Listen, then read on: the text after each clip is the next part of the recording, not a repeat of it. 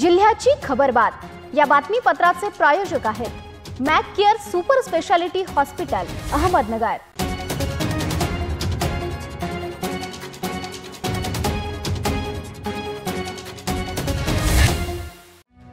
नमस्कार, मी प्रिया। आपण पाहताय न्यूज 24 सह्याद्री। घेऊयात अहमदनगर जिल्ह्यातील महत्त्वपूर्ण बातम्यांचा आढावा जिल्ह्याची खबरबातमध्ये। कोपरगाव शहरातील नगर परिषद हद्दीतील सर्वे नंबर 215 वरील मिळकती नियमानुकूल करून वास्तव्यास असणाऱ्या 650 कुटुंबांचा प्रश्न सोडवावा अशी मागणी आमदार आशुतोष काळे यांनी उपमुख्यमंत्री अजित पवार यांच्याकडे दिलेल्या निवेदनात केली आहे। दिलेल्या निवेदनात आमदार आशुतोष काळे यांनी असं म्हटलं आहे की कोपरगाव विधानसभा मतदारसंघातील कोपरगाव नगर परिषद हद्दीतील सर्वे नंबर 215 मध्ये नागरिकांच्या मिळकती असून त्यामध्ये जवळपास 650 कुटुंब वास्तव्य करीत आहे। या मिळकती नियमानुकूल हव्यात अशी कुटुंबांची मागणी अनेक वर्षांपासून आहे। त्यामुळे नागरिकांच्या मागणीचा विचार करून सर्वे नंबर 215 मधील सर्व मिळकती नियमानुकूल करण्यासाठी आमदार आशुतोष काळे यांनी उपमुख्यमंत्री अजित पवार यांची कार्यकर्त्यांसमवेत भेट घेऊन मागणी केली आहे। या मागणीला उपमुख्यमंत्री अजित पवार यांनी सकारात्मक प्रतिसाद दिला आहे। शेतमालाला भाव मिळत नसल्याने केंद्र सरकारने शेतकऱ्यांना सामूहिकरित्या आत्महत्या करण्यास परवानगी द्यावी। शेतकरी विकास मंडळाचे अध्यक्ष शिवराज कापरे यांच्या सह शेतकऱ्यांनी केंद्रीय कृषी मंत्री यांच्याकडे निवेदनाद्वारे मागणी केली आहे। सन 2014 च्या जाहीरनाम्यात सरकारने नमूद केलं होतं की आम्ही सत्तेवर येताच शेतकऱ्यांच्या शेतमालाला हमी भाव देऊ, स्वामीनाथन आयोग शिफारशी लागू करू, परंतु केंद्र सरकारला सत्ता येताच शेतकऱ्यांचा विसर पडत असल्याचं दिसत आहे। सन 2023 खरीप हंगाम अत्यंत कमी पाऊस पडल्याने कापूस, तूर, सोयाबीन, कांदा यांच्यासह सर्व शेतीमालाच्या उत्पादनात मोठी घट झाली आहे। केंद्र सरकारने सर्व शेतीमालाची निर्यात बंदी करून सर्व शेतमालाचे भाव पाडून पूर्णपणे शेतकरी उद्ध्वस्त केले असल्याचे या निवेदनात म्हटलं आहे।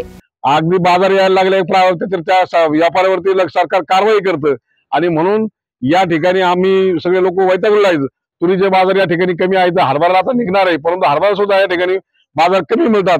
सरकारकडे थोडंसं लोकांना चावू लागलेला माल द्यायला लागला की सीझन मध्ये सरकार लगे आयातीची घोषणा करतं आणि थोडंफार जर व्यापाऱ्यांनी वाढवून भाव घेतला तर त्याच्या मागे ईडी मागे संस्था लावून सरकार त्याच्यावर दबाव आणतं। आणि म्हणून आमची एक विनंती आहे सरकारला, या पुढच्या काळात आता जगा वाटत नाही, कारण मुलं बाळ शिकायला या ठिकाणी पैसे राहिले नाही तर आम्ही जगून तरी काय करणार। आणि म्हणून सरकारला विनंती करतो की आम्हाला आम्ही सामूहिक म्हणा कसं म्हणा एकटे म्हणा मराला या ठिकाणी परवानगी द्यावा। कर्जतमधील नगरपंचायतीतील महिला अधिकाऱ्याच्या कामात अडथळा आणून विनयभंग केल्या प्रकरणी माजी नगराध्यक्ष व विद्यमान नगरसेवक नामदेव राऊत यांच्या विरोधात गुन्हा दाखल करण्यात आला आहे। या महिला अधिकाऱ्यांनी कर्जत पोलीस ठाण्यात फिर्याद दिली आहे। संगमनेर तालुक्यातील पठार भागातील 40 वर्षीय दलित महिलेचा विनयभंग करत जातीवाचक शिवीगाळ करून जीवे मारण्याची धमकी दिल्याच्या आरोपावरून घारगाव पोलिसात 6 जणांविरोधात अॅट्रॉसिटीसह विनयभंगाचा गुन्हा दाखल करण्यात आला आहे। नगरहून सहलीला गेलेल्या विद्यार्थ्यांच्या एसटी बसवर कोल्हापुरातील ऐतिहासिक दसरा चौकात येथे दगडफेक झाल्याची घटना बुधवारी सायंकाळी घडली आहे। या बसमध्ये नगर तालुक्यातील सोनेवाडी येथील ज्ञानदीप माध्यमिक विद्यालयाचे विद्यार्थी सहलीला गेले होते। या दगडफेकीत एसटी बसच्या काचा फुटल्यात काहीसे नुकसान झाले, मात्र सर्व विद्यार्थी व शिक्षक सुखरूप असल्याचं शाळा व्यवस्थापनाकडून सांगण्यात आलंय। जिल्ह्याची खबरबातमध्ये घेऊया छोटीशी विश्रांती। रोखोक पत्रकारिता, निर्भीड बाणा आणि कणखर भूमिका, महाराष्ट्राचा सखा, सत्याचा पाठीराखा, शब्दांचं सामर्थ्य, विश्वसनीयतेची उंची, न्यूज 24 सह्याद्री। विश्रांतीनंतर तुमचं पुन्हा एकदा स्वागत। पाहूयात पुढील बातम्या। 1 महिन्यापूर्वी आंतरजातीय प्रेमविवाह केलेल्या तरुणाने पत्नी नांदण्यास येत नसल्याच्या कारणातून श्रीगोंदा पोलीस ठाण्यात निरीक्षक ज्ञानेश्वर भोसले यांच्या दालनातच विषप्राशन करून आत्महत्या करण्याचा प्रयत्न केलाय। त्याच्यावर खासगी रुग्णालयात उपचार सुरू आहेत। विकास थोरात असं युवकाचं नाव आहे। नगर पुणे महामार्गावरील नारायण गव्हाण येथे अपघातांची मालिका सुरू आहे। याबाबत ग्रामस्थांनी येथील अरुंद व धोकादायक वळण काढण्यासाठी वेळोवेळी केलेल्या मागणीकडे संबंधित अधिकाऱ्यांनी दुर्लक्ष केले आहे। त्यामुळे संतप्त ग्रामस्थांनी गुरुवारी महामार्गावर चक्काजाम रस्ता रोको आंदोलन करत आपल्या वेदना मांडल्या आहेत।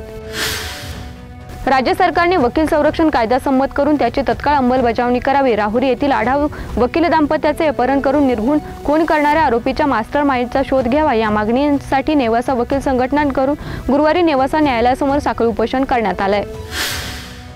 श्रीरामपूर शहरात मंगल कार्यालयात लग्नासाठी जाणाऱ्याला रस्त्यात अडवून त्याला ढकलून देऊन जखमी करत त्याच्याकडील रोकड तसेच मोबाईल लुटून नेले। या प्रकरणी श्रीरामपूर शहर पोलीस ठाण्यात गुन्हा दाखल करण्यात आलाय। राज्यात दुधाचे कमी झालेले दर आणि सरकारने घोषणा करून 5 रुपये अनुदान देण्यास होणारा विलंबनाच्या निषेधार्थ मनसेने राज्य सरकारच्या नावाने सत्यनारायण महापूजा करून प्रतिकात्मक आंदोलन केलंय। जिल्ह्याची खबरबातमध्ये इथेच थांबतोय, मात्र तुम्ही पाहत राहा न्यूज 24 सह्याद्री। जिल्ह्याची खबरबात या बातमीपत्राचे प्रायोजक होते Mac care super speciality hospital Ahmednagar.